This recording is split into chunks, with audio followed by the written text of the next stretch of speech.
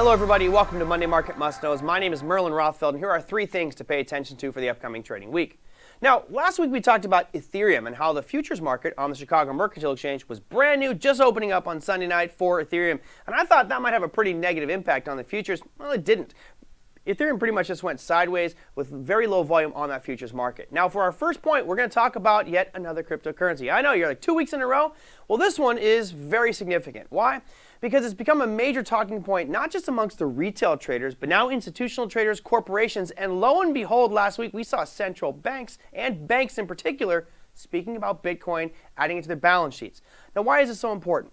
It's important because it's an extremely volatile asset class, which if you're on the wrong side of any of these cryptocurrencies, it can blow your account very, very quickly. But I want to show the impact, not just for the crypto space, but what it means for the equity markets, because changes are afoot with regards to stock prices. Let's take a look at MicroStrategy. This is one company that in particular has been buying Bitcoin, being very public about their actions and how they're adding it to their balance sheet. We'll start with a chart that goes all the way back into 2019, from October 2019 through August 2020. And I want you to notice the volatility here on MSTR. You see that big drop there? Well, it went from $165 down to $90. That was a decline of about $75 or 54%. And that seems like a huge swing in price, right? 54%, that's massive and could probably blow your account.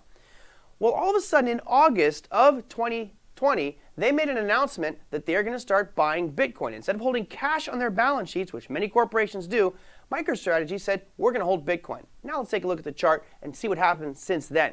This chart goes back to May of 2020 all the way through last week of February 2021.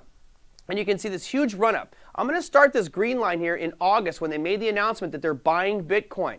Now, all told, MicroStrategy has purchased about $1.3 billion worth of Bitcoin at an average price of about $16,000. You'll notice that the current price is much, much higher than that for Bitcoin, right around $48,000. That means they've tripled their profits, now sitting on over $3 billion worth of gains in Bitcoin. Now, why is this so important? Because has MicroStrategy really changed their business? Are they booming? Are they doing all kinds of corporate technology adjustments? No, they're not. They've basically added Bitcoin to their balance sheets and are being rewarded for it. Look at the price chart here. It went from $123 up to $1,315 at its peak. That's a pretty substantial gain of $1,192 or over 1,000%.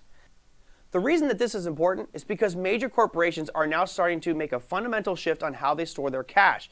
Now with MicroStrategy, they were saying, look, we don't really want to hold cash because it's being devalued every day by Fed and central banks. Let's put it in maybe some digital assets which will appreciate over time or may appreciate over time.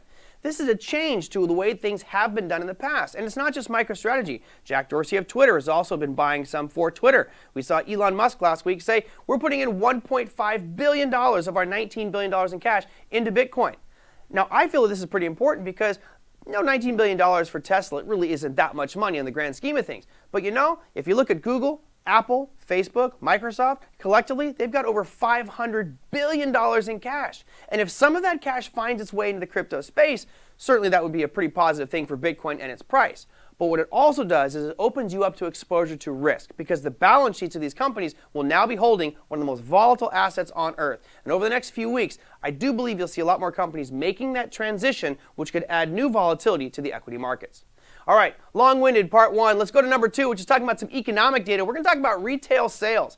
Now, of course, we've mentioned this over the past few weeks on how retail sales is so critical to our markets, to our economy, to growth of America. Well, that number has been declining pretty rapidly. As we look at the price chart here, you can see that it's had these huge fluctuations due to COVID, but recently, over the past 6-8 months, it's been slowly drifting back down, and now it's actually in negative territory, showing a contraction in retail sales. And you may be thinking, oh, that's horrible. Well, if you look off to the left-hand side of the chart, you can see that there were many periods of time where it was actually below that zero line, meaning negative retail sales or contracting retail sales. So right now, we're at a point where we look at it and say, is this just a reversion back to the normal that we saw over the past few years? Or is this now going to be an extended decline that might drift down even further, again, breaking that longer-term trend and going down to maybe negative 2, 3, 4%? We'll have to wait and see, but certainly retail sales is going to be a pretty important number this week. That is going to happen on Wednesday at 11:30 Eastern Standard Time. All right, final one, back to earnings calendar. There are a few pretty important names, and I hope I won't mess up on any of these ticker symbols for you. There are about 513 companies reporting this week. Monday is a big goose egg. There are some companies, but none of them are major market movers. Tuesday brings you CVS, Medtronic, Occidental Petroleum, American Auto Parts, and American Water. Yes, we got a water company being publicly traded. Next will be air companies for sure. Wednesday brings you Shopify, which has been just absolutely crazy volatile. Baidu, Mosaic, Marathon Oil, Energy Transfer Partners, and Twilo reporting on Wednesday. Thursday, well, you've got Roku, you've got Walmart, Applied Materials, The Trade Desk, Trip, and Waste Management. And finally, for Friday, a quiet one where we have just John Deere, the tractor, rounding out the Friday session for your earnings calendar. And that, my friends, is your Monday Market Must-Knows. We'll see you next week.